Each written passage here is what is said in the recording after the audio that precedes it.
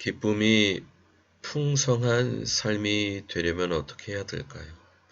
그런데 우리가 여기서 주의할 점이 있습니다. 기쁨이 풍성해도 세상적인 기쁨이 풍성하다면 하나님께서 기뻐하실까요? 그것이 아니라 주님께서 허락하시는 기쁨이 풍성한 삶이 되려면 어떻게 해야 될까요? 우리가 고린도전서 13장 말씀을 보시게 되면 사랑은 불의를 기뻐하지 아니하고 진리와 함께 기뻐한다 말씀하고 있습니다. 그러므로 우리의 질문은 어떻게 진리와 함께 기뻐할 수 있을까요? 라는 질문이 됩니다. 오늘 본문 말씀을 통해 우리에게 말씀하시는 주님의 음성을 듣기 원합니다. 그러므로 형제들아 내가 하나님의 모든 자비하심으로 너희를 권하노니 너희 몸을 하나님이 기뻐하시는 거룩한 산 제물로 드리라. 이는 너희가 드릴 영적 예배니라. 너희는 이 세대를 본받지 말고 오직 마음을 새롭게 함으로 변화를 받아 하나님의 선하시고 기뻐하시고 온전하신 뜻이 무엇인지 분별하도록 하라. 우리 크리스찬들은 이 세상에 있지만 이 세상에 속하지 않은 하나님 나라의 백성입니다. 그러므로 이 세상의 문화와 가치를 무분별하게 받아들이지 말고 또 이 세대를 본받지 말고 오직 말씀과 성령으로 새롭게 함으로 변화를 받아서 하나님의 선하시고 기뻐하시고 온전하신 뜻이 무엇인지 분별하도록 해야 됩니다. 그래야 소금이 맛을 잃으면 밟힌다 경고하셨는데 세상에서 빛과 소금의 역할을 하려면 세상과 달라야 됩니다. 본받지 말아야 됩니다. 세상의 문화와 가치를 변화를 받아서 분별해야 됩니다. 특별히 주일날 교회에서뿐만 아니라 평일날 일터에서도 가정 또 사회에서도 빛과 소금 역할을 하기 위해서는 이와 같은 기독교 세계관을 바로 정립하는 부분이 중요하다라고 말씀드릴 수 있겠습니다. 이 닦아둔 것 외에 능히 다른 터를 닦아둘 자가 없으니 이 터는 곧 예수 그리스도라. 만일 누구든지 금이나 은이나 보석이나 나무나 풀이나 지푸로 이 터 위에 세우면 각 사람의 공적에 나타날 터인데 그날이 공적을 밝히리니 이는 불로 나타내고 그 불이 각 사람의 공적이 어떠한 것을 시험할 것임이라. 만일 누구든지 그 위에 세운 공적이 그대로 있으면 상을 받고 누구든지 공적이 불타면 해를 받으리니 그러나 자신은 구원을 받되 불 가운데서 받은 것 같으리라. 오늘 본문 말씀은 놀라운 말씀입니다. 이 세상과 새하늘과 새 땅의 영생의 삶이 연속성이 있고 불연속성도 있음을 말씀하고 있습니다.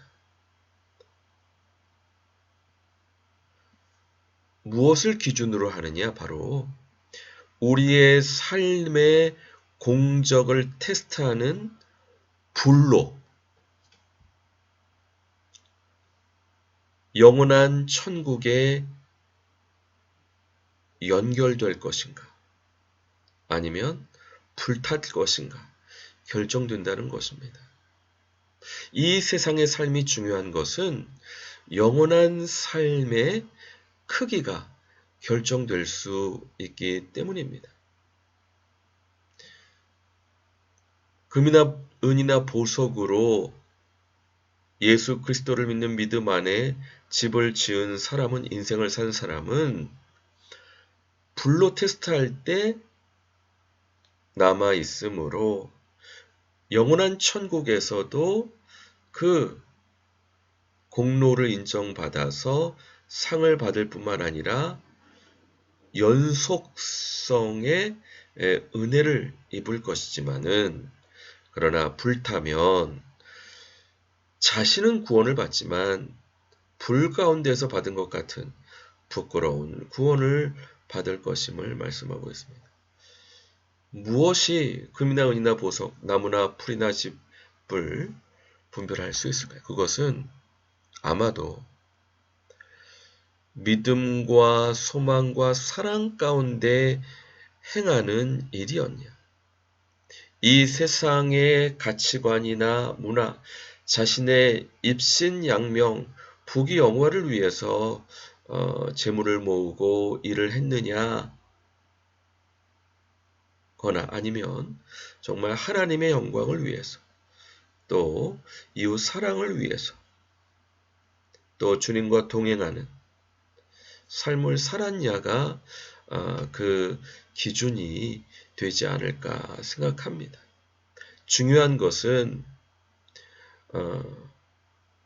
주님과 함께하지 않은 모든 삶, 불타 없어져서 오히려 해를 받게 될 수 있다는 것입니다.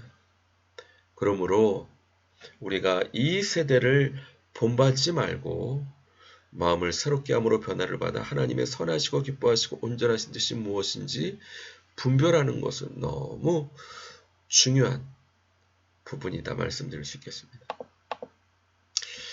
우리가 성경을 보시게 되면 세 사람이 나옵니다. 베드로의 검. 위기의 순간 베드로는 검을 가지고 해결하려고 했습니다. 그러나 예수님께 검으로 일어나는 자는 검으로 망한다. 예수님의 방법이 아님을 분별해 주셨습니다. 오히려 주님께서는 무저항주의로 가시면서도 죄를 깨닫게 하시는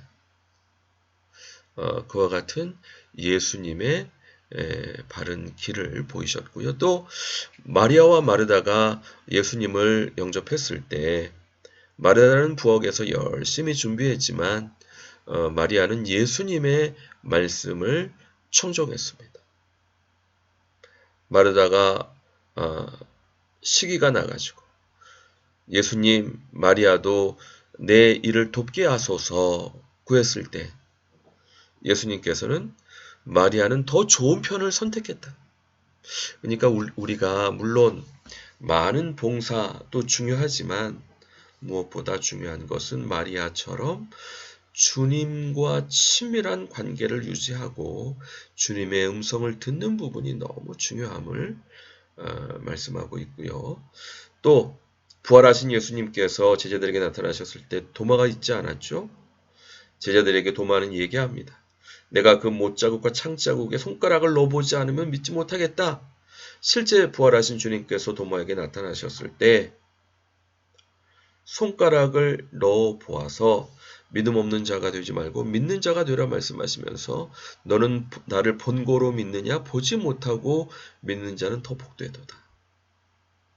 그래서 우리가 이와 같은 성경의 인물들을 통해서 좀 더 주님께서 기뻐하시는 뜻이 무엇인지 분별해야 됩니다.